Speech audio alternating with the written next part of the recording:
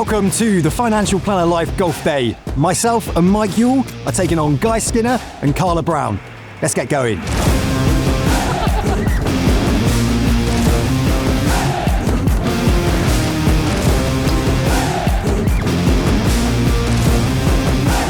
Okay, so let's check out the golfers. And first up is Mike Yuille. He is an international certified financial planner, and he knows a thing or two about chickens. Hashtag ChickenTuesday. And his caddy today is yours truly, Sam Oakes, host of the Financial Planner Life podcast, an all-round handsome bloke. And our opponents are Carla Brown, President and Chair of the Personal Finance Society. She is also a certified financial planner and Managing Director of Oakmere Wealth Management. And her caddy today is Guy Skinner, Director and Financial Planner at Citygate Financial Planning. You'd have heard him on podcasts, you'd have seen him on the stage. He's our man who knows protection. And they are playing a best of 7 match play, and Carla gets 2 shots per hole. Let's see how they get on.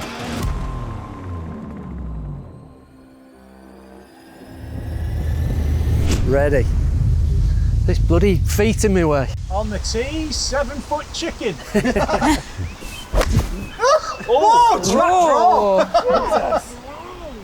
Wow. Oh, unlucky. Oh, awful. It's these chicken feet getting in the way. I couldn't see it. God, the pressure's immense, isn't it? Pressure is huge. Oh! I thought that was going then. Straight for Ball the trees. tracker. Unlucky.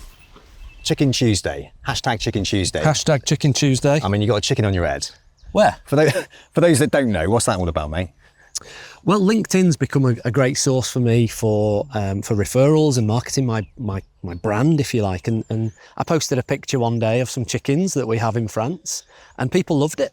And so I've sort of run with it. It wasn't planned. It wasn't something I strategized on. It was a picture of the chickens lined up. I posted it on LinkedIn. People loved it. It's gone from there. I mean, LinkedIn's a great source of lead generation. Yeah. Are we talking about, chickens actually generating new clients, laying you golden eggs, or what?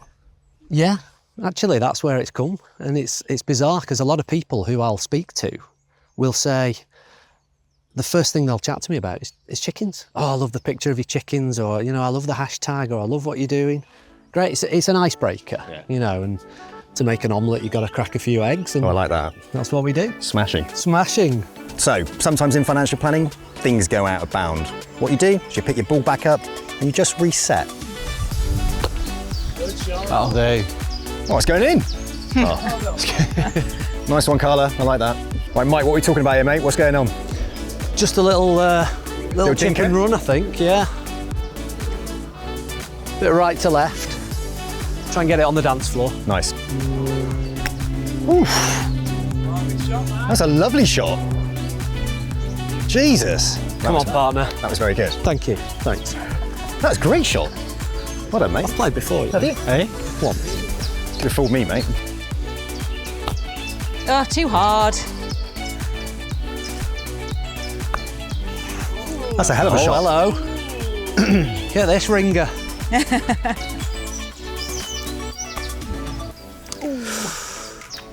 Go on, pop him in. If I miss now, I'm going to be really... Nice one. Yeah! Eventually. In the hole. Oh!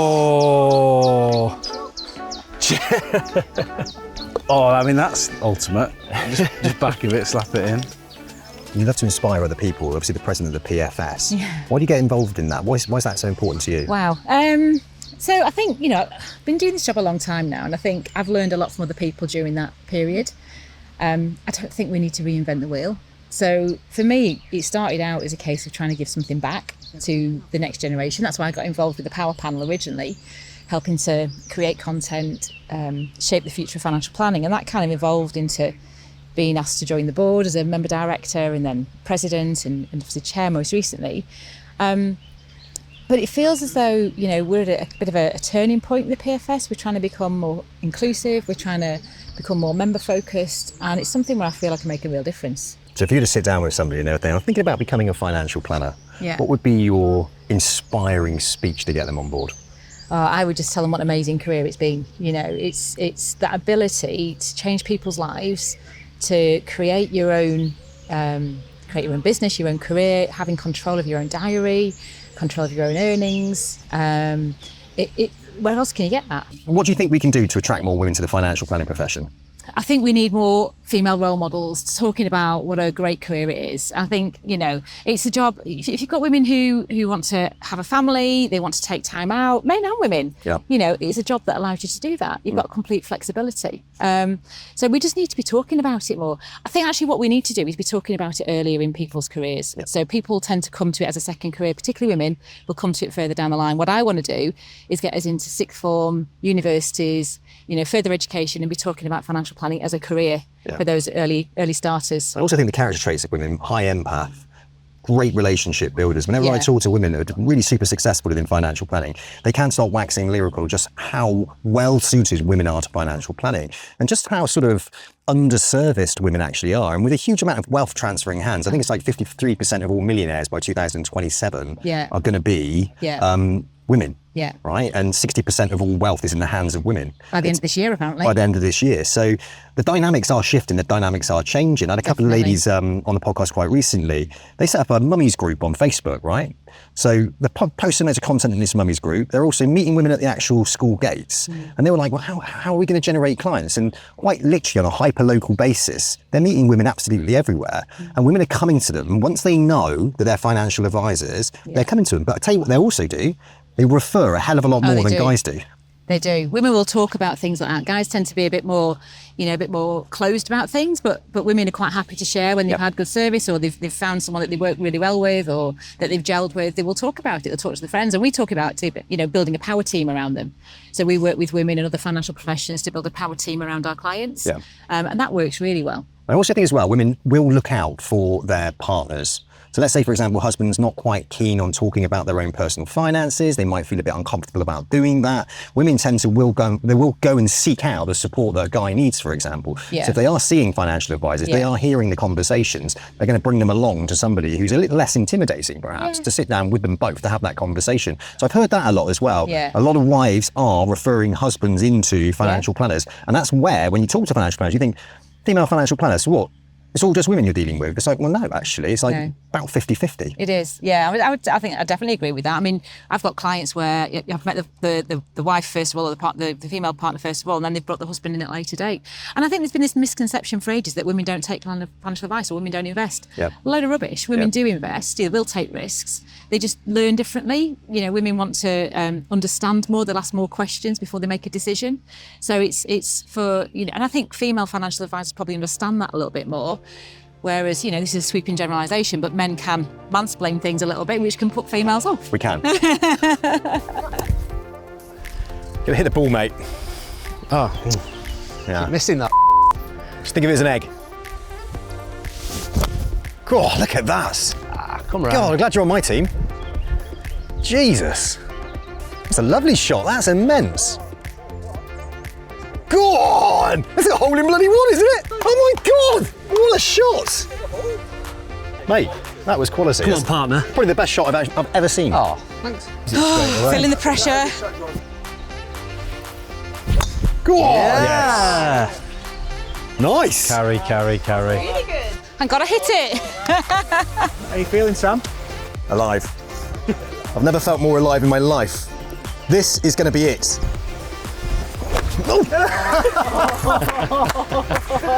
That's what happens when you wear Vans on a golf course. That was a bit slippery. Get down. Oh. Too hard. Oof. Yeah, shot. Down ball. Just go from one side of the green to the other. Yeah, get your money's worth. Get me steps in. Good legs. Good Do legs. you want me to go again? Yeah, go on, finish him off. Oh! Yeah! There we go. It's in the hole. Well done. Is that a birdie, was it? Lovely. Birdie, yeah. So when it comes to business development, let's talk about that. So quick fire, what 3 things do you think people should think about or do around business development to help them kickstart their careers within financial planning? I'm going to cheat. I'm going to say referrals. It's by far and away the best way that you can grow a business. Yeah. And I think there's too much of, people say that they've got a grubby feeling asking for referrals. And that doesn't make any sense to me. We know that we can help every single person that we potentially speak to. So why should you feel embarrassed about asking somebody? And they don't have to have been a client for years to give you a referral. It could just be somebody that's not even a client yet, that's a prospect. But if they've enjoyed the experience to that point in time and they've gained value from just being asked insightful questions, being helped to think about things in a different way to how they'd thought about their life previously, that's added value, even if there's not even a financial product at the end of it. So it makes sense that I can ask that person if they'd like one of their friends or family or somebody that's got a similar situation to themselves to have that experience. So don't shy away from it. I love it. So when it comes to referrals, obviously people do struggle with that. Maybe it's to do with when's the best time to ask for a referral. So what do you think about that? I will simply ask you, if I can show you value with what we're about to do, you've been open-minded enough to come along and speak to me.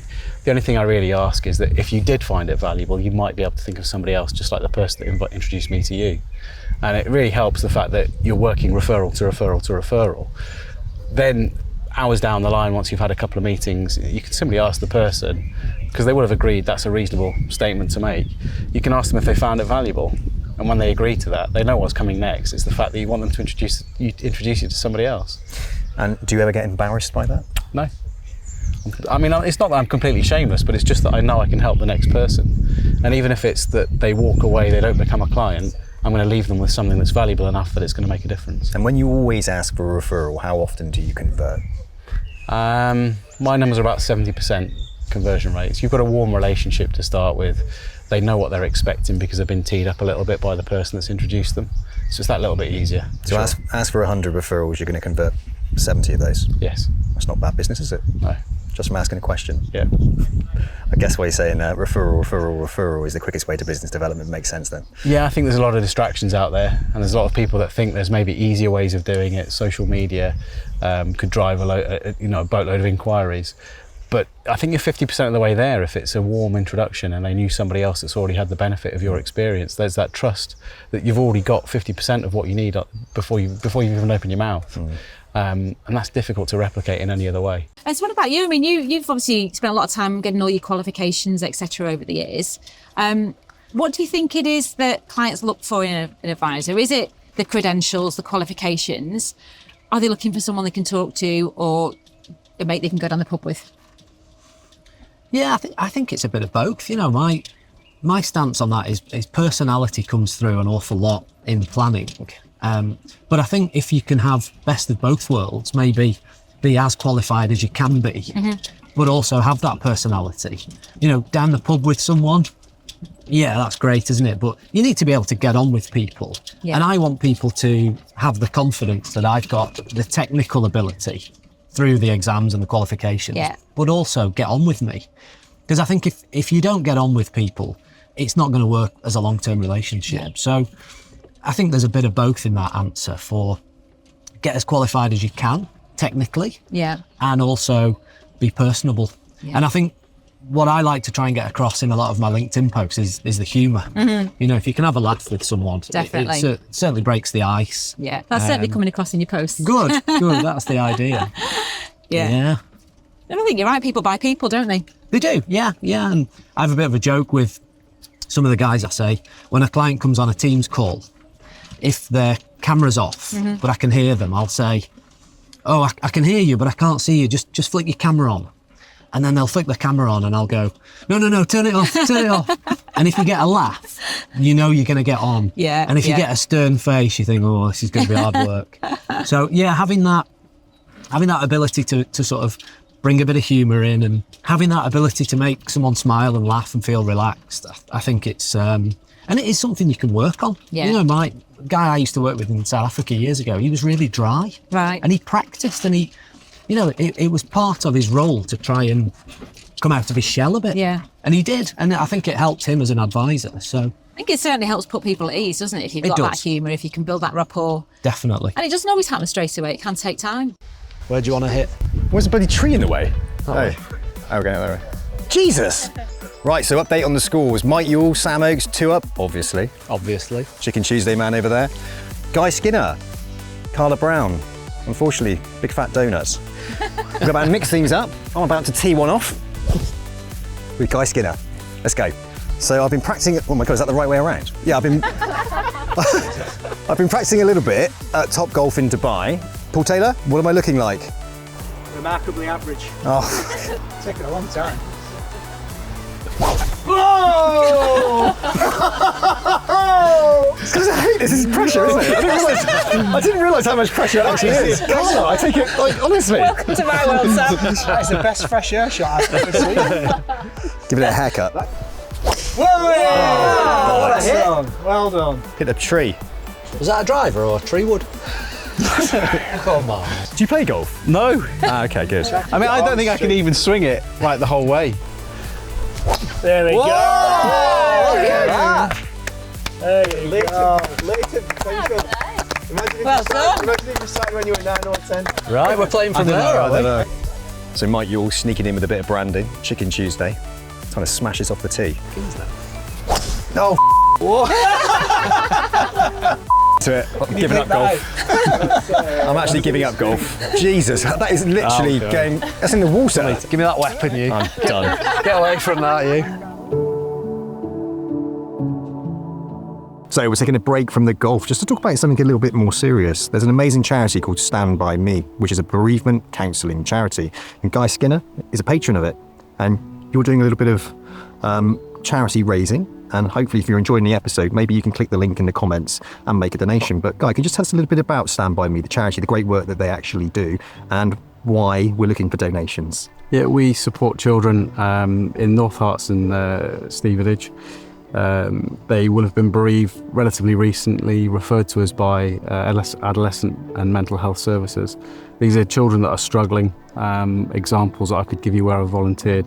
We've got children that have just fall asleep at school. They can't think about anything apart from the person that's died. They get told all sorts of things like the person's just gone away, and they don't actually come to terms with the fact that the person's died. But we give them the space and the hope to grow around their grief and know that life goes on and that tomorrow will be a better day. I love it. Well, we're certainly here at Financial Planner Life going to be making a donation to that fantastic charity, and we urge that you do the same. Now, back to the golf.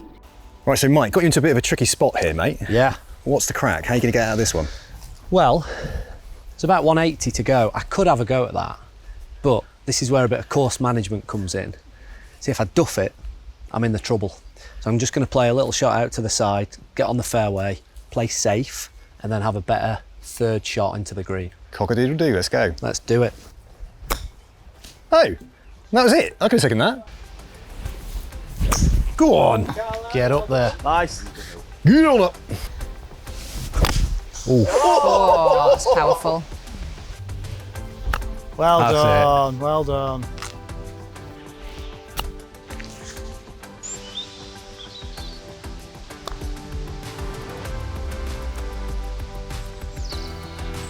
Mike! Sit!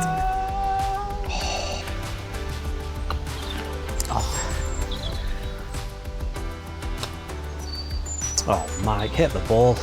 Yuille. Oh, Unlucky Carla. well done. Thank you. Oh, halfway there. So, going into the fourth hole, it's now 2-1 with Guy and Carla pulling one back. So, all to play for in hole 4. So as financial planners then, Guy, you spend a lot of time with people, probably not even charging them, maybe giving things away, I guess, for free. Is that the case? For sure, every first meeting's, there's no expense to it. So I wouldn't use the word free, because then it seems like it's got no value, but it's always at our expense. It seems like it's given away, but the reality is most people actually come on board as a client. So you kind of just factor it into your pricing. Yeah. There's loads of other things you can give away though. It's not just about giving away to clients. You can give away time to other advisors. You can help with people's training. You can pick up the phone to people if they're struggling. And that's what I think is great about this group. We've got quite a supportive network. We're on WhatsApp. We'll help each other, and it's a great support network. And that's all free time, but you get a lot out of it as well. Do you find that you do get a return on investment when you do things like with an altruistic mindset? Without a doubt. It's not always directly. It can happen indirectly. It might be that you've got better recruitment as a result of it, or you just got a bit more notoriety. And they do pay off over time. But look, it's the act of being selfless is actually quite a selfish thing sometimes as well. It does make you feel good about yourself. So it depends how you value it and how you think about it. I had a financial planner recently on the podcast who set himself up 1 day a week in a community library. Just by doing that, he became the community financial planner, the go-to person. And off the back of it, over the years that he's been doing it, he's just been generating clients left, right and centre, because he's known as that person who's adding value in the community. And that all started by giving it away. Yeah, absolutely. It's a great model. I think it's something that far more advisors could adopt, but clearly if you're just starting out, you can't give away too much for free. You've got to put food on the table and things like that. But what comes around goes round. There's definitely karma in this world. Okay, so how do they balance that? A new financial planner, they're thinking like they want to get in front of people, they want to get talking to people, but they're nervous about, perhaps they're worrying about putting food on the table. You've got to see the long game. So it will come back to you, but you've got to have some level of urgency. It's a strategy alongside other things that you would do.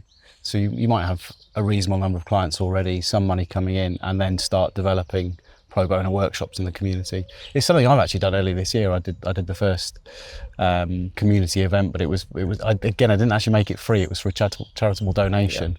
I don't want people to think of it as free, and also if there's the commitment that they've got to pay, then they're more likely to turn up. I think boundaries is really important when you're starting out, probably, isn't it? Knowing what you should charge for, what you shouldn't charge for, how to position your services so it doesn't feel like you're giving it away for free. Because when it's free, maybe it devalues the level of service you're actually providing. Yeah, without a doubt. And again, it's post-RDL, one of the difficult things. Our service used to be priced by the providers effectively. Now that we've got control because we can charge the fee that we decide, I think a lot of people can actually underestimate what the cost of delivery of advice is, and they're undercharging. And you've got to take a look at what are your costs and work it out from a kind of strategic point of view, and then bring it back to the day-to-day. I just want the profession to be better at what we do. Yeah. I want everyone to raise their standards. I want everyone to be able to talk confidently about planning properly, holistically. So let's share what we know about it rather than having paid for courses necessarily. You know, we've been the beneficiary, many of us that are a bit more experienced for many years, of other people that are willing to give us their knowledge, their insights, without charging us for it. Well, Guy, look, I always appreciate people that come onto my podcast and give up their time essentially for free to be sharing their journey and their experiences with those that are thinking about becoming a financial planner already in the financial planning profession. So you have indirectly helped our audience anyway. And if anybody wants to know, there's 2 episodes that we've got with you that are fantastic on the Financial Planner Life, talking about how you built your business, how you niched down with lawyers as well to build a business around the legal profession. So it's been super, super helpful. And I know we've had so many people come back to us telling us what a wonderful episode it is. So providing that feedback, supporting others, I think through podcasts, through YouTube, through power panels at the PFS. These are all things that financial planners can do to inspire those to either get in the profession or get ahead if they're in it, right? Without a doubt. And I don't know what the statistics are, but there seems to be a lot of chat about the fact that many fail in their first year. So we've got to change that narrative. We can't have people getting qualified, it's an expensive thing to do, and then just falling at the first hurdle. Yeah. There's a bit more support required. And again, post RDR, where it's fee-based, there's not commissions, it's not quite as easy to think about, well, what's my charging structure? How do I get to a competent status? And there's not that kind of level of wraparound that there used to be with self-employed or even employed roles. So a lot of it's going to need to come from the community, and we'll just die out if we don't do it, which is probably the saddest thing. But more so for society. Yeah. Because I think we do make a great difference to a lot of people's lives. And why stop at about circa 4 million people in the UK? Why not double that? Why not treble it? Yeah. And just imagine how great it would be if everybody walking around in the world knew what they were doing with their time and their life and had intention. It'd be a much happier place, wouldn't it? Yeah, 100%. And what I love about the events like today, for example, is collaboration, not competition. We've got financial planners from all different backgrounds here, all different companies coming together to share their knowledge and to help support the wider community, which can only be a good thing, right? 100%. I've got a Chats with House Cap on St James's Place, and I'm directly authorised. But we get on, surprising, isn't it? That's actually quite cool. I have to get you a Financial Planner Life cap, I think. He's going to absolutely belt this one. Go on, mate. Cool. Oh, Jesus. Right up over the trees. Right. Have a shot. Oh, Get it. That looks good. That's good. Well, I don't know where my tea went That then. looked rather good. Nice. That was my aim there, just to get out the bloody bunker. Do the moonwalk out. There you go. Nice. Swing. Don't let me down, big man. Go on! No, it's right. Straight in the sand, mate. Oh no, just over the sand. Is it on that? How long have you been playing for? About an hour. Go, not in the sand. Not with your balls.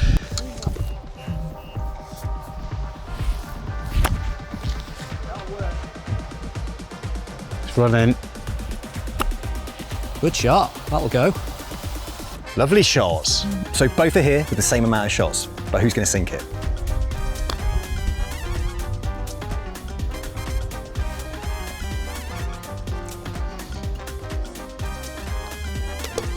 Well done.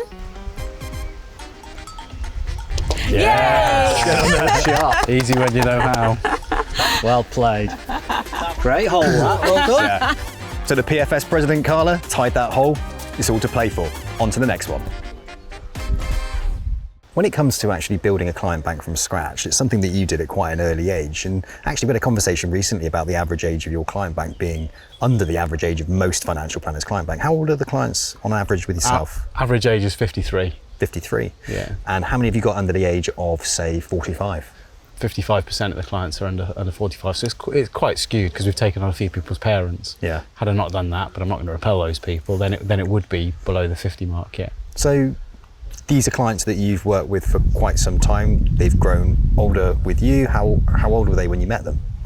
They were similar ages to me when I started, so about 27. Last week I had a meeting with a 26-year-old lawyer, and earlier this week I had a 36 and 38-year-old couple. And protection is the thing that's going to be the thing that will get them on board in the first instance. That they're earning large sums of money, but they're not quite there yet with their asset values. But you know, once we've got that in the bag, if you like, and they're a client, it's established, they'll come back. But it's a necessary evil, and I don't want people to get away from that fact. Just because you're young doesn't mean you're invincible. Yeah. And I suppose when you're thinking about it from a young financial advisor perspective, starting out with clients that are around about your same age, protection is going to be a massive need, especially if you're, say, in your mid-20s. Absolutely, it's really relatable, isn't it? So I think one of the advantages you have if you're a young advisor getting into this is if you can use protection and work with people that are a similar age to yourself, you've got a lot in common, and you can think about what life will look like, the needs that you'll have. But what really do you have in common with somebody that's, say, 20, 25 years older than you? Not as much, and are they necessarily going to take advice from somebody that much younger than them? That was my kind of fear at the time when I started. Yeah. I know that's not necessarily going to be the case to everybody. They're going to have credibility that I perhaps felt I didn't have, which is why I lent on protection. But I knew protection was a vital thing, and I suppose not everybody does know that, but I firsthand knew that with the loss of my dad and my sister with a multiple sclerosis. Yeah, so you've been, it's a story that you can actually relate to. You can tell people what's happened to you, which then gets them thinking about their own futures and potentially what might happen, which perfectly positions protection to cover them, their family, and hopefully protect them for their lives. Yeah, absolutely. And you don't know what you don't know. So, my dad didn't know when he died that he would have daughters that went on to have mental health problems and multiple sclerosis. So the future's just very much unknown.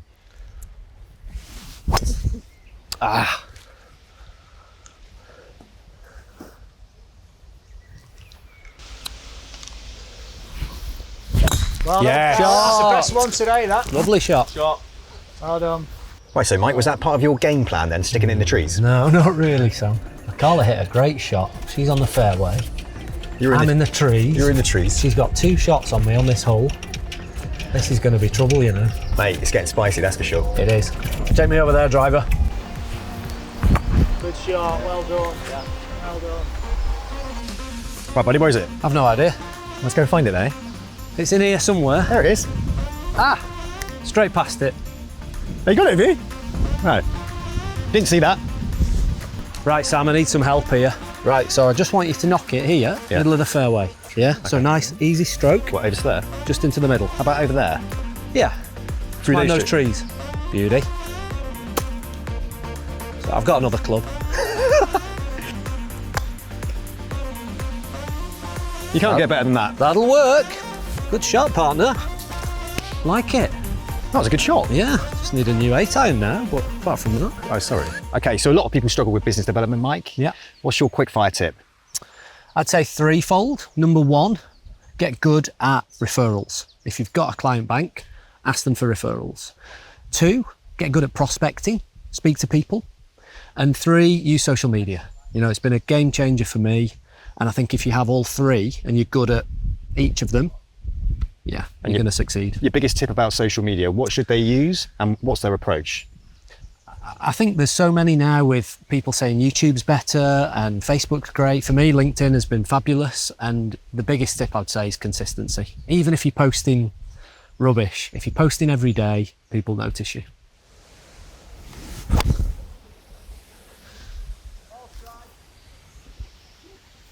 We're up there. Nice. Got to work on these hand slaps though. Cool. Yeah, great shot. Well done. Super. Just gets better as the day goes on. I think it's the nerves have dissipated. Can't haven't go horribly wrong yet. Guy, what's your plans around growth, succession, etc. for the future?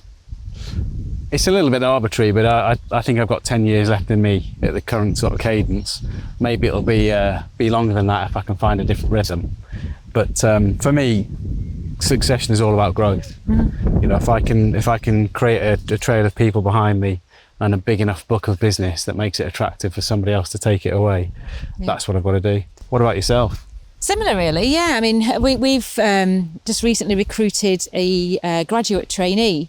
The plan being, we've put together a 5-year plan to bring someone from completely new out of university through to chartered financial planner within 5 years. And so the aim is that we're going to do one of these every 1 to 2 years, keep bringing in the clients so that for these new advisors to look after. But the plan being they're going to be my succession going forwards. So we've got one which is already partway through the process. We've got the new one starting in July. And hopefully we can make this into a repeatable process where we're bringing in really, we're going to have highly qualified planners who can take it forwards. So how big do you think the company will get to? Very good question. I don't know. It's already bigger than I ever anticipated it being, to be honest. It's kind of grown arms and legs and turned into a bit of a monster. I honestly don't know. I mean, we grow organically. I have bought businesses historically, but not in recent years. And we're in a really lucky position that most of our new inquiries comes as referral from existing clients, so we don't have to actively market. And we're also focusing more on what is our ideal client, so who do we actually want to work with, and being a bit more selective about that and spending time with the right people. So I'm very aware I haven't actually answered your question there, but I don't know. Well, I mean, that's the answer probably is you just keep on, while you know it works, you're enjoying it, and the sky is potentially the limit. But yeah. What about yourself? Have you got a size you want to get to, or? So in the next 9 years, I know where we should be. Yeah. But my expectation is it'll be a bit more like a hockey stick, and actually I'll exceed that. That's if it's business as usual. Yeah. So there should be greater scaling to it once you develop people. Brilliant. And then you've got to get to that size and level of attraction that somebody else would want to acquire it, or it's a management buyout or employee ownership trust exit route. And do you see the people you've got in the business already as potentially ones who've got the appetite for a management buyout or EOT? Absolutely. Yeah. They are superstars. You know, we recently lost a couple of people that weren't necessarily quite the right fit, but we've very much got our recruitment spot on now, and we can be quite deliberate and slow with how we attract people. Yeah. Which I think is the key. Definitely. I mean, we've learned that the hard way, where we've hired too quickly and then regretted it later, perhaps kept people longer than we should have done as well. So I think it's really important that you do take your time and get the right people into your practice, isn't it? You know, without a doubt. It can massively impact the culture. Yes, yeah, and it's a very costly exercise when you have to part ways. And painful. Yes. That's the shot. Very nice. Super stuff. Very good. That worked. Yeah. Lovely shots. Nice. Nice. Shot. Got the legs. Come on, nice shots. Good shot. Very good. That's the one. Good legs. Look at that slope though, you see. Uphill, remember, Sam? It's up, is it? Uphill. It's a go, isn't it? Golf. Boys must be relaxing. Close. Not bad. Yeah. Nice one. Finish. Very Well good. played. Give me a gimme or not? Get it in. Excellent. Mess about, mate. We don't mess about on this. Good. That was, God, that was beautiful. Slow and steady.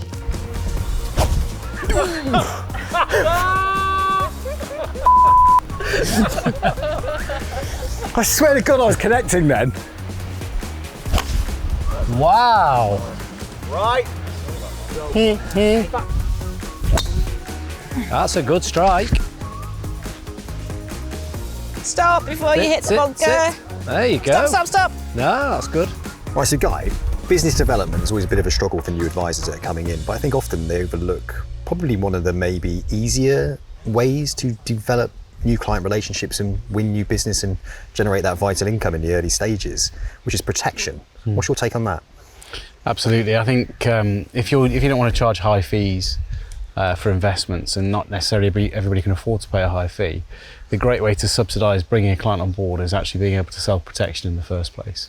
So if you've got a £200 a month premium, that's going to pay you about £4,000 of commission. And if you're charging, say, £2,000, which is what we charge as a practice when somebody comes on board, it's a £6,000 case for a new client. That can subsidise in the first couple of years a client that might be slightly under where we'd want them to be, but we know they're a high earner, they're just not rich yet, they're what we'd call a Henry, and they've got that trajectory. And protection allows for all that to happen. So when you think about protection though, a lot of people get put off by the conversation of death, right? Critical illness, terminal illness, all these horrible things that might happen in our life and maybe destroy our families. But is that a good starting point? And how do you actually get into that conversation and put the client at ease so it doesn't look like you're just trying to spook them into buying a policy? I suppose it's a slowly thing. You don't lead straight in with that. I'll always ask people to think about the finite aspect of life, because if we don't think that we're going to die ever, where's our motivation to actually live in the first instance? The spoiler alert is we're all going to die, aren't we? Yeah. So it's not even an if, it's just when. And I've done enough things with numbers around this that I can show people that actually if we've got the propensity to take more risk with our investments and put some money towards insurance but invest slightly less, then you'll stay in your seat when you are critically ill, if you are critically ill, but actually you'll have a bigger investment than if you just took a bit less risk with your investment and invested more. So it protects the investment, not just the individual. So it's how you frame it as well. And what part do stories play in being able to develop that relationship to position protection as a product or a solution that family might need? Stories play a huge part. You've got to be relatable. Facts will tell, stories will sell, and a story really is just data but with a soul. So you're making it relatable so somebody can really picture themselves in that scenario. Yeah, no, I love that. And outside of me today, who's been playing some fantastic golf? Outside of you, I'm very impressed by Mike Yuille. He's good, isn't he? He is, yeah. I think he could do with probably a smaller handicap. Yeah, definitely. Well, he's about 6'7". Long levers help. Long levers do help. Yeah, he's impressing me. But I tell you what, Paul Taylor, someone to watch a bit later on. Looking forward to watching him. Yeah, I'm excited to see that actually. Somebody that can talk you through what they're thinking, how they're playing. It'll be a treat. Love it. All right, mate. Let's get back to the game. Perfect. Full swing. Yeah? You got that bank at the back, so if you overhit it, it's coming backwards. Okay. The bank will help here, Carla. Yeah, it'll come back. Sit down. Get it over though, well done. Get up. Oh, well done, Ooh, mate. well done. Nice. Lovely chip.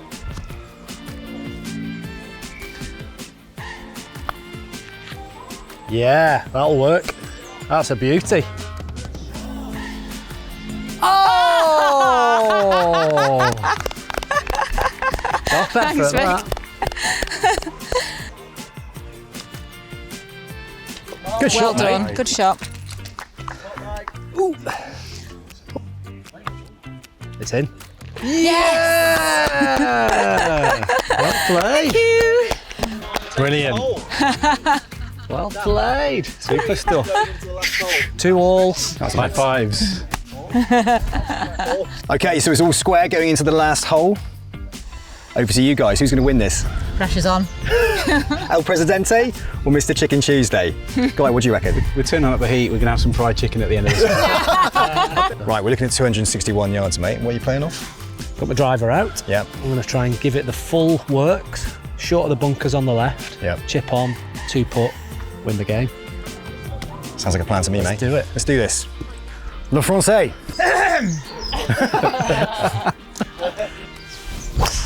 Oh, it's getting worse. That'll work, mate. Nice. Well done. That'll work. That's ideal. Yeah. Right, ready? Are you ready? 1, 2, 3. Oh, Let's go. This guy's gone. Good shot. Yeah. where did yours go? I've got no idea. Beautiful shot. Good shot. Nice. Oh, Stay you right. creamed it. Oh no. So Carla, 28 years working in financial planning. You must be doing something right. But there are plenty of people out there that do struggle with business development. Yeah. Maybe it's just like the plethora of opportunities that are out there and ways now to actually develop business. So let's just recap on your career. When it comes to BD, Yeah. what works for you? So I think my biggest tip would be to be where your clients are. Right. You know, you're not going to have people walking through your front door. So you've got to go out and sit where they are. So if your ideal client is in a particular profession or, you know, particularly dealing with supporting people or something like that, then you need to go where they hang out. Yep. So get yourself to networking meetings, go to professional events where they're going to be, just start talking. You know, find out what interests them. So if your ideal client, for example, is a certain age group and has kids going to a certain school, go to that school. You know, just put yourself at your client's front door so they know, you know, and get to know them. You know, start conversations. Don't think for a minute that the first meeting you have with somebody is going to turn into an appointment. It doesn't. It takes time to build relationships, for people to get to know you, to trust you, to like you. And it happens organically that way. I think too many people start out and think, oh, I'm going to speak to my auntie, I'm going to speak to my cousin, you know, I'm going to get all these people rushing towards me with business. And it doesn't happen like that. You know, it's difficult. So you've got to build resilience. You know, you've got to get used to people saying no.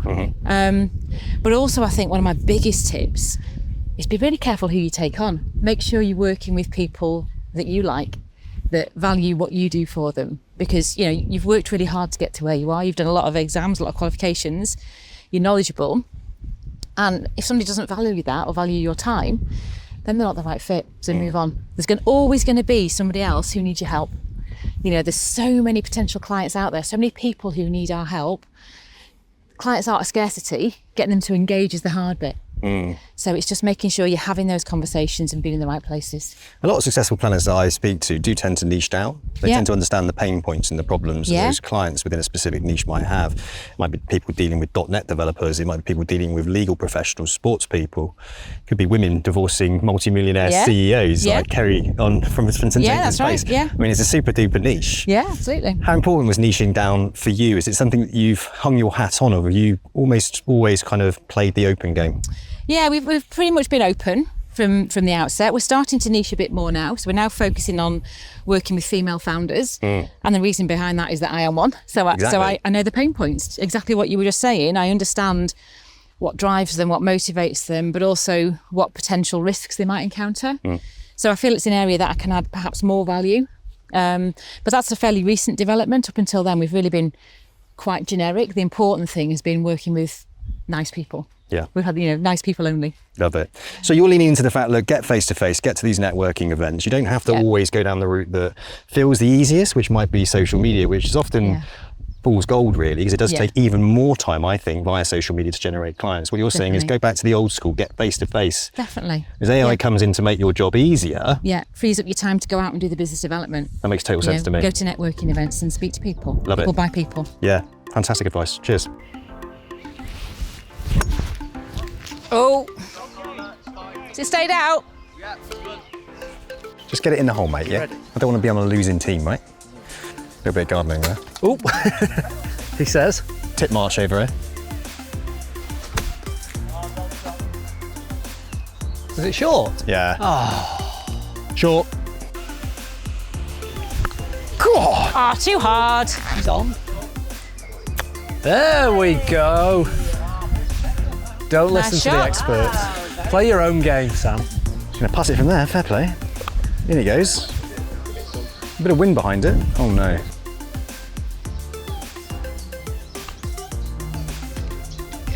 Oh, go on, go on, go on, go on. Keep rolling. Keep rolling. Come on, Mr. Oakes. Right, so I need a putter. Oh, Try your mine. putter. Thanks. So, comes down to this, even Stevens. It's his putt to win the game, unless Carla sneaks in with a little putt of her own. So, let's see if I can send it home.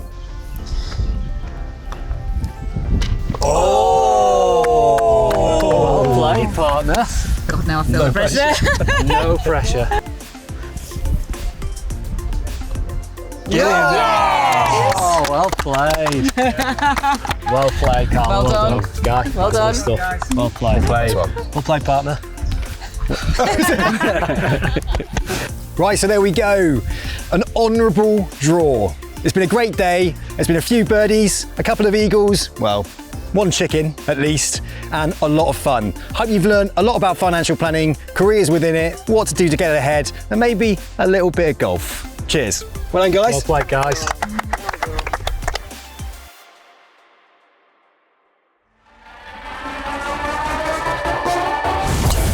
That worked. Here we go.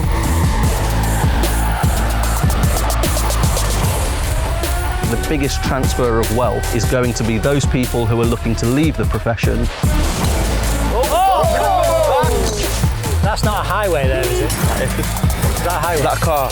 Guy, where's my ball? AI threatening quite a fair few jobs out there at the moment. Do you think there is a risk to the financial planning profession and to financial planners? But once you've got a few clients, you really need a great attitude and a great process. Is this closer than the gimme that I just gave to you? I don't care. No pressure. Literally everyone is staring at me. Do you want the flag out? No, definitely not. 46-year-old eyes, for crying out. Nice and golf shot. We'll take that. Starting to question your handicap a little bit. Paul, I thought it was really important for people to be able to frame what exactly is a financial planner and what do they do. A financial planner is a bit like a golf caddy. They're there by your side to give you tips and advice, but you're the one actually doing it.